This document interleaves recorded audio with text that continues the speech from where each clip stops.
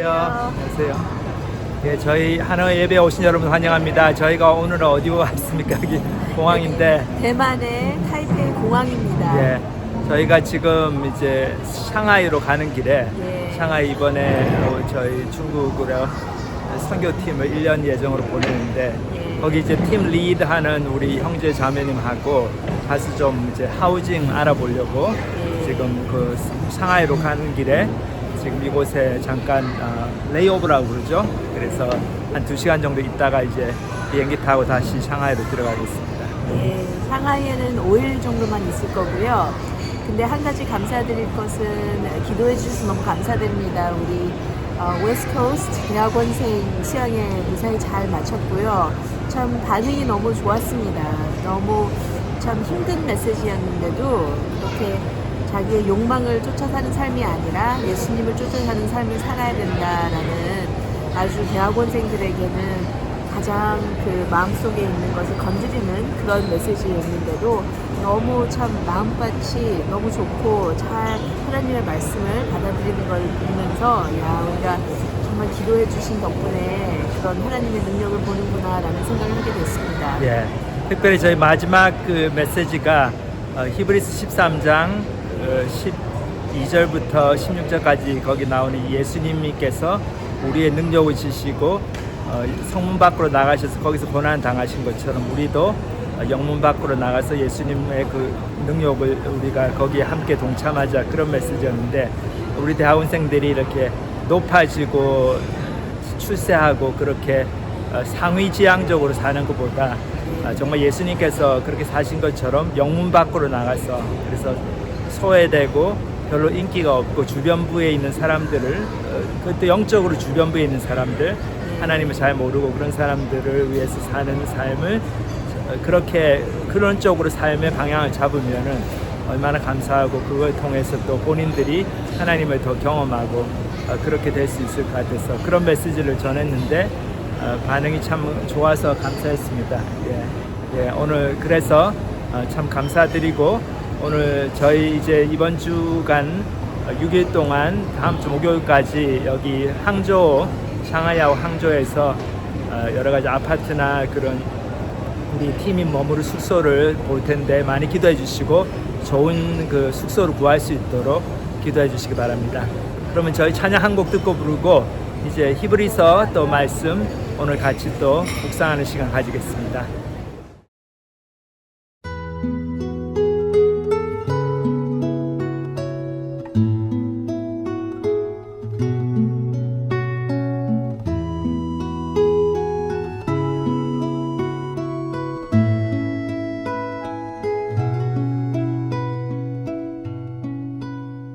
주 예수 오셔서 내 슬픔 하셨네. 나의 앞길도 내주셨네. 나 주를 버리고 떠나갔었네. 주님 약속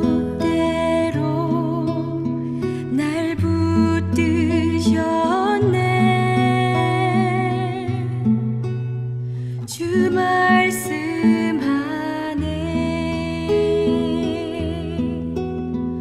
너 물가로 나오라. 내게로 오라. 내 목마른 것을 내가 채우리라.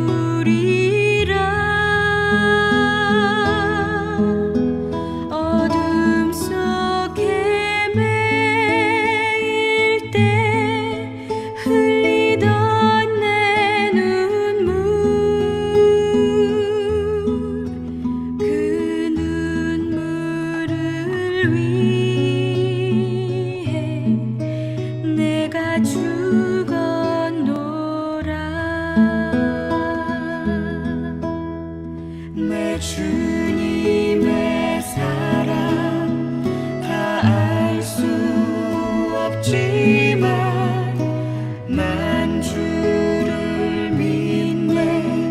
날 위하여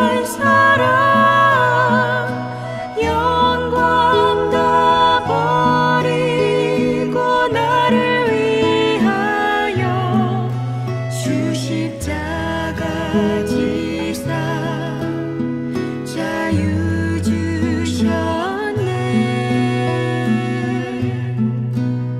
주 말씀 안에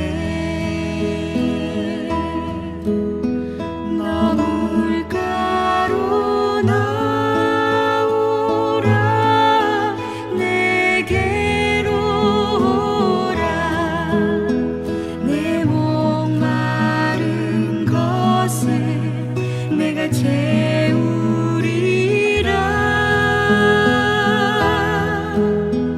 어둠 속에 매일 때 흘리던 내 눈물 그 눈물을 위해 내가 죽었노라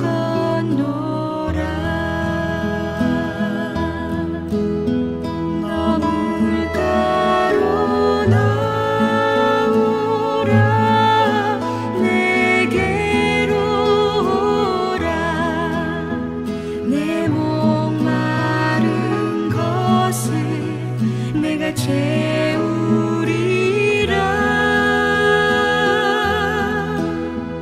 어둠 속에 매일 때 흘리던 내 눈물 그 눈물을 위해 내가 죽었노라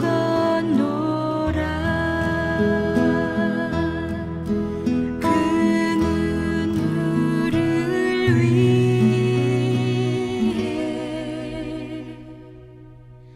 내가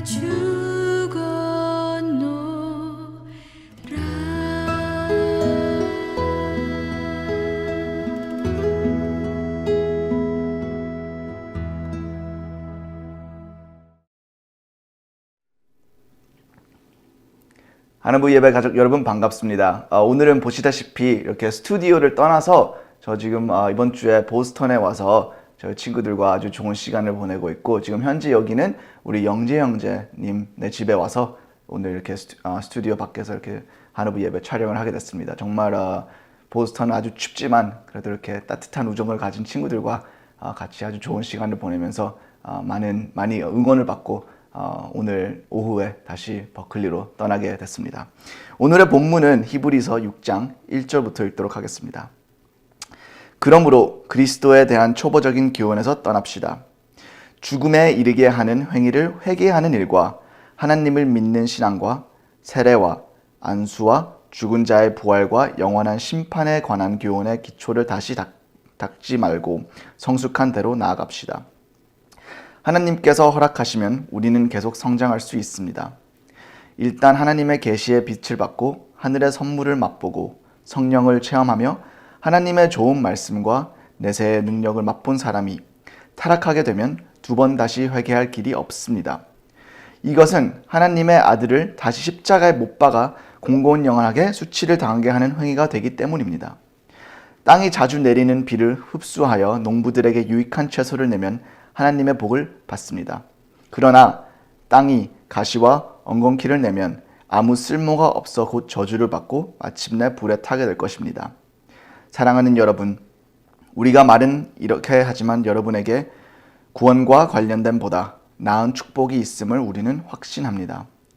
하나님은 공정하셔서 여러분이 이미 성도를 도왔고 지금도 계속 도우면서 보여주는 여러분의 행위와 사랑을 결코 잊지 않으십니다. 자, 우리가 1절부터 이 본문을 다시 보면은 이 초보적인 교훈이라는 말의 의미를 이해하기 위해서는 우리가 히브리서 5장을 다시 복습하는 것이 도움이 될 것 같습니다. 히브리서 5장에서 저자가 말을 한 것 한번 다시 기억해 봅시다. 사실 여러분은 지금쯤 선생이 되어 있어야 할 터인데도 오히려 하나님의 말씀에 대한 기초적인 원리를 다시 배워야 할 형편에 있습니다. 그래서 여러분은 단단한 음식을 먹지 못하고 젖을 먹어야 할 사람이 되었습니다. 저희 아기가 이제 딱 1살 됐는데 우유를 엄청 좋아합니다. 그리고 우리 아기가 우유를 마시는 모습을 보면 참 당연한 모습이고 귀여운 모습이죠. 그런데 한번 청소년이 우유만 찾는다고 생각을 해봅시다. 그것은 정말로 흉하고 이상한 안 좋은 상황이겠죠. 그런 것처럼 이 저자의 비유를 보면 이 교인들은 오랜 신앙생활을 한 사람들이기에 성경의 기초적인 원리를 제대로 모르고 있다는 것이 잘못된 것이라고 이 저자는 경고합니다. 그리고 본문을 다시 보면 여기 2절에서 저자는 6가지의 예를 드는데 한번 같이 보도록 합시다. 이 6가지의 교훈과 기초적 원리는 특히 기독교만의 교훈이 아니라는 것을 우리가 알 수 있습니다. 첫 번째로 죽음에 이르게 하는 행위를 회개하는 일과, 그러니까 첫째로 회개를 말합니다. 그리고 절대 회개는 신약 성경에서만의 독점적인 원리가 아니고 구약에서도 회개는 아주 중요한 원리이죠. 또 하나님을 믿는 신앙, 두 번째로는 하나님을 믿는 신앙도 우리가 당연하게 구약 성경에서 나오는 것이고, 세례, 여기에 나오는 세례는 우리 크리스찬들이 예수님의 믿음을 고백하는 세례만을 꼬집어 말하는 것이 아니라 유대인들이 행했던 정결의식에 관한 세례도 포함된 세례를 말하는 것입니다. 그리고 네 번째, 안수, 그리고 누구한테 손을 대고 기도, 축복을 하는 것은 아브라함 때부터 볼 수 있던 전통입니다. 그리고 마지막으로 죽은 자의 부활과 영원한 심판. 죽은 자의 부활은 예수님을 믿지 않았던 유대교의 바리새인들한테도 중요한 원칙이었습니다. 제가 이것을 이렇게 6가지 예를 보는 이유는 이 히브리서는 기독교로 개종한 유대인들한테 쓰여진 책이며, 그리고 히브리서의 주요 교훈 중 하나는 예수님이 유대인들의 중요시 여긴 종교보다 더 위대하다는 것입니다. 그러니 이 1, 2절에서 나오는 말씀은 이 그리스도에 대한 초보적인 교훈을 말하는 것은 어떻게 봐서는 이 기독교인들이 자기들의 신앙을 그들이 전에 믿고 중요시 여겼던 유태교의 신앙과 삶으로 퇴보되는 것을 이 저자는 경고하는 것이 아닌가라고 생각하는 해석이 많이 있습니다. 유대 종교는 로마에서 인정받는 종교였으나 기독교는 시작부터 유대인들한테 그리고 로마 정부한테 많은 핍박을 받는 종교였습니다. 기독교인이 된다는 것은 목숨을 잃을 수도 있는 것이었고, 몇천 년의 역사를 가진 유태교의 후손들은 핍박받는 기독교인으로 개종하는 것이 절대로 쉽지는 않았을 것이고, 그들의 기독교 신앙을 아주 기초적으로 간단하게 유대교와 아주 비슷하게 두고 싶었을 수도 있었을 것이라는 것은 우리가 상상할 수 있습니다. 예수님의 말씀을 실천하고 그를 따르는 것은 우리 현재 사회에서도 잘 받아들이기 힘든 점이 많이 있죠. 교회를 다니는 부모님들도 자식이 목회자가 되고 싶다고 말하면은 격하게 반대하는 모습을 우리가 자주 보기도 합니다. 누가 신앙생활을 너무 중요시 여긴다고 볼 때 옆에서 말리고 싶은 마음은 과연 어디서 오는 것일까요? 설마 이런 생각을 가진 것이 바로 신앙의 단단한 음식을 먹지 못하고 젖을 찾는 모습이 아닐까 생각을 합니다. 교회를 몇십 년 다니고 몇백 시간, 몇천 시간 넘는 성경 공부를 하고 설교를 들었으면서도 갑자기 누구가 자기의 인생을 예수님께 바치겠다 그런 말을 할 때 반대하는 마음을 가졌더라면 과연 이것은 신앙의 기초적인 원칙을 제대로 이해하지 않았다는 사인이 아닌가 생각해 봅니다. 유대교에서 기독교로 개종한 자들이 신앙생활을 유대교랑 아주 비슷하게 남겨두고 싶은 모습은 오늘 기독교인들이 기독교의 영향을 받은 사회에서 사회의 핍박을 피할 수 있는 것들만 중요시 여기고 사회에서 핍박할 제자의 의무를 멀리하고 하는 것과 비슷하지 않을까 생각을 하며, 여기서 우리들은 과연 이런 상황에 빠져 있을지 않을까 한번 생각해보면 도움이 될 것 같습니다. 본문을 계속 읽겠습니다. 일단 하나님의 계시의 빛을 받고 하늘의 선물을 맛보고 성령을 체험하며 하나님의 좋은 말씀과 내세의 능력을 맛본 사람이 타락하게 되면 두 번 다시는 회개할 길이 없습니다. 이것은 하나님의 아들을 다시 십자가에 못 박아 공공연하게 수치를 당하게 하는 행위가 되기 때문입니다. 여기 4절에서 6절은 기독교 신앙에서 아주 논란이 많은 구절입니다. 자기의 종교와 신앙을 버리는 이것은 우리는 배교라고 하고, 배교에 관한 말을 아주 신중하게 봐야 합니다. 우리가 이 구절을 처음 읽을 때 바로 이렇게 해석한다면 어떻게 해석이 될까요? 제가 볼 때는 가장 기초적인 해석은 이런 것 같습니다. 하나님의 계시에 빛을 받고 성령을 체험하였더라면 이 사람은 구원을 받은 자이지만 그가 배교를 함으로써 한 번 받았었던 진정한 구원을 잃은 것이다라는 것이죠. 여러분은 어떻게 생각하시나요? 구원을 얻었다 잃을 수 있고 이 잃은 구원은 다시 회복할 수 없다는 것이죠. 여기서 이 구절의 논란의 중심은 한 두 군데에서 나타난다고 보면 됩니다. 첫 번째, 이 하나님의 계시의 빛을 받고 하늘의 선물을 맛보고 성령을 체험하고 하나님의 좋은 말씀과 내세의 능력을 맛본 사람이 정말 이 구원을 받은 사람을 얘기하는 것인지 아닌지 그것을 갈라내야 되는 것이죠. 4절에서 6절에 나오는 이 사람의 설명을 읽으면 우리 인간 입장에서는 이 사람이 진정한 기독교인이 아니라고 말하기는 좀 어려운 것 같습니다.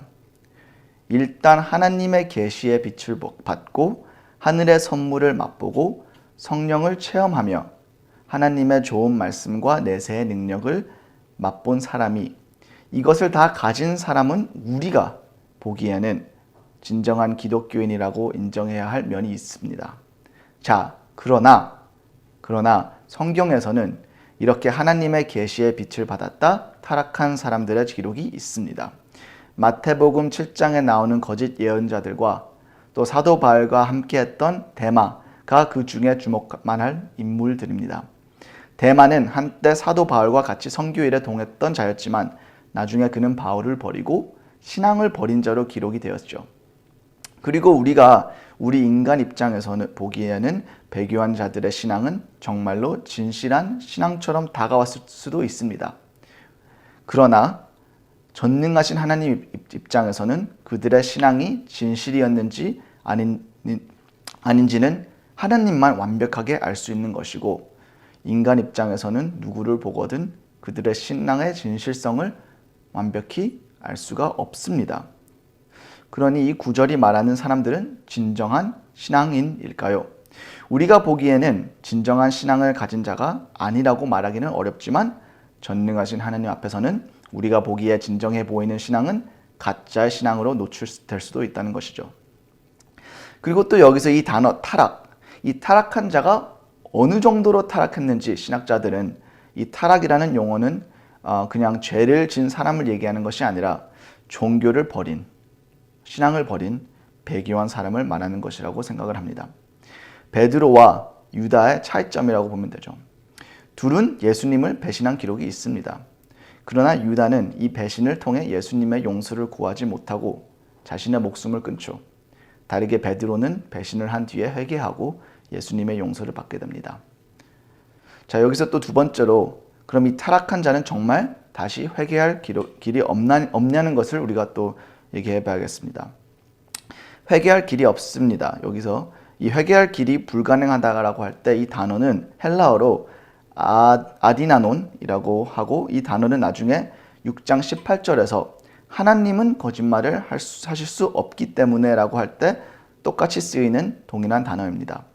그러니 여기서 회개할 길이 없다고 할 때 이 말을 어떤 다른 말로 표현하기는 어렵습니다.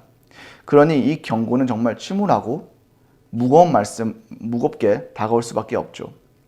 정말로 어떤 사람들에게는 회개할 길이 없다는 것은 우리가 듣기 아주 힘든 말이니까요.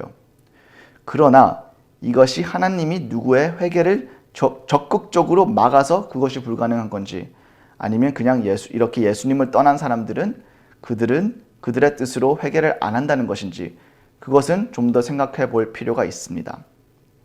우리가 한번 처음으로 히브리서를 받은 교인들이라고 생각을 해봅시다. 저는 이 6장 1절부터 8절까지 처음 제가 접했더라면은 정말로 많은 겁에 질렸을 것입니다.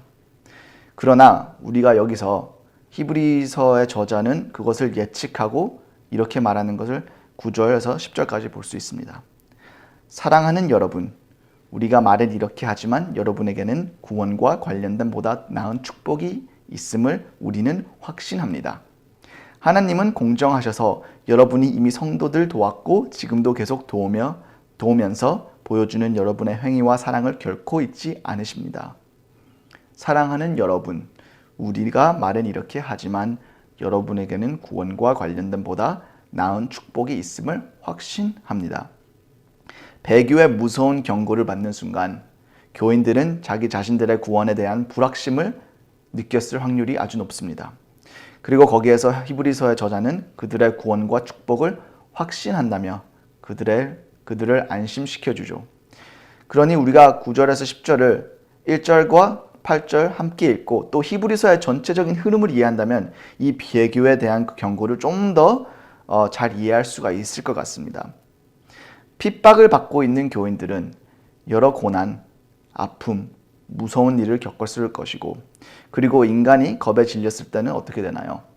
본능적으로 살아남기 위해서 행동을 하고 그러기에 생존을 우선하게 되죠. 그리고 생존을 우선한다면 이 교인들한테는 안전했던 유대교로 돌아가는 유혹이 아주 컸을 것입니다.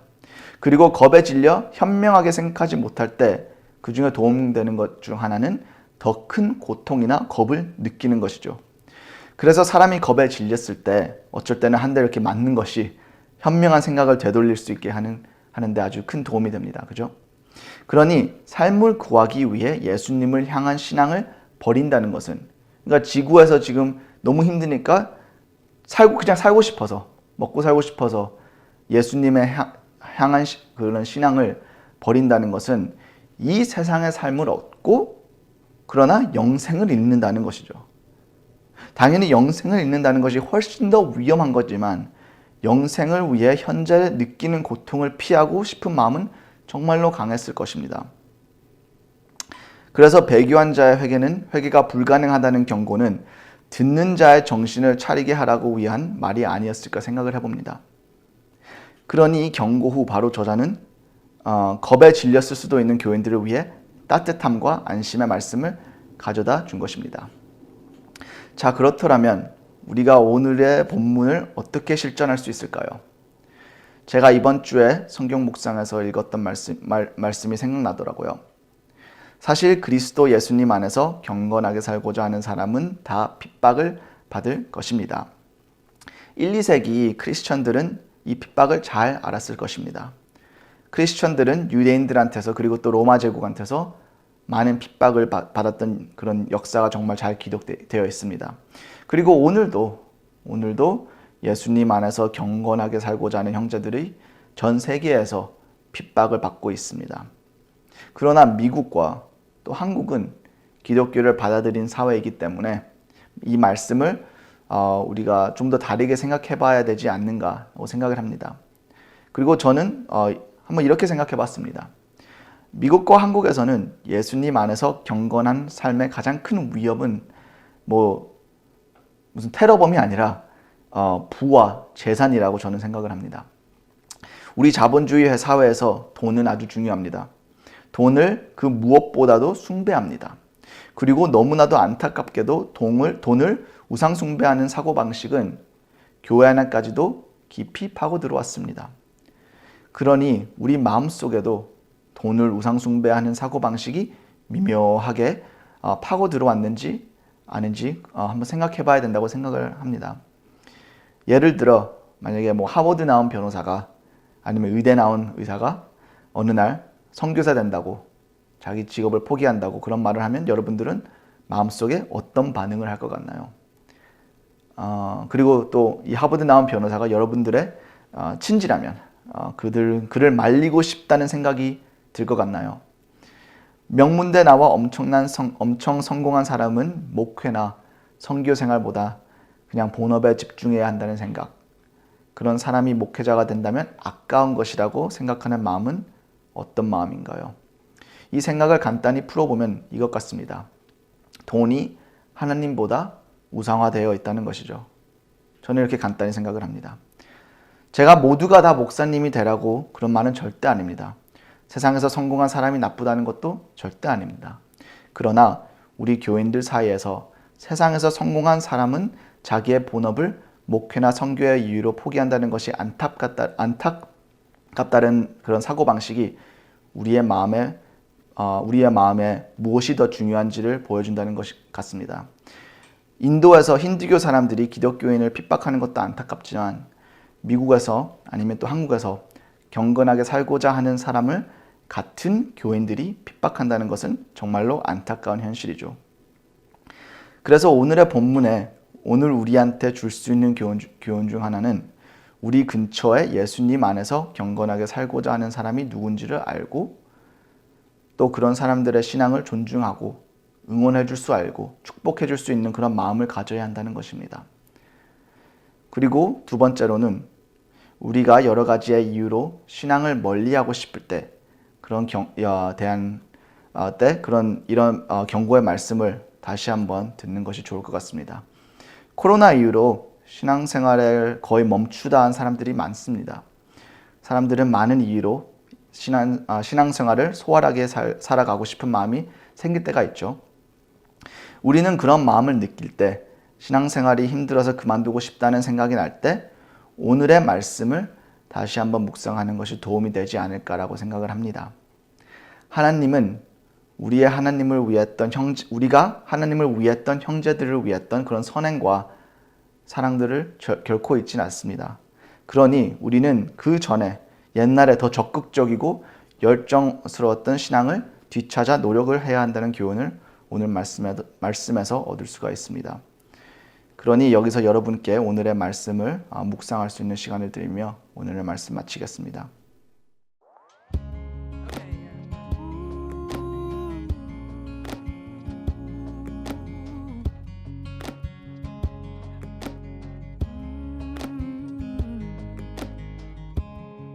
On a Sunday evening, I'm looking back over all the years and where I've been, looking at the photographs.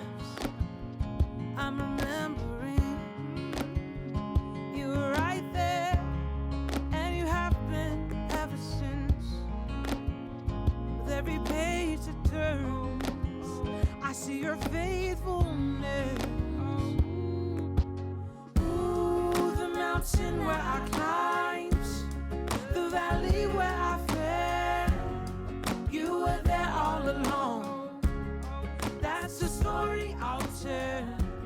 You brought the pieces together, made me that storyteller. 기도하겠습니다. 하나님 아버지, 오늘 이 말씀이 우리 모두의 마음 깊이 스며들기를 바랍니다. 우리 마음속에 그리고 우리 사회에는 예수님 안에 경건하게 살고자 하는 생각을 핍박하는 세력들이 있습니다. 우리 마음속에 있는 이런 세력들을 회개하게 도와주십시오. 그리고 우리가 신앙생활이 힘들어 포기하고 싶을 때 오늘의 말씀을 다시 돌이켜보며 용기를 주십시오. 감사합니다. 예수님의 이름으로 기도합니다. 아멘.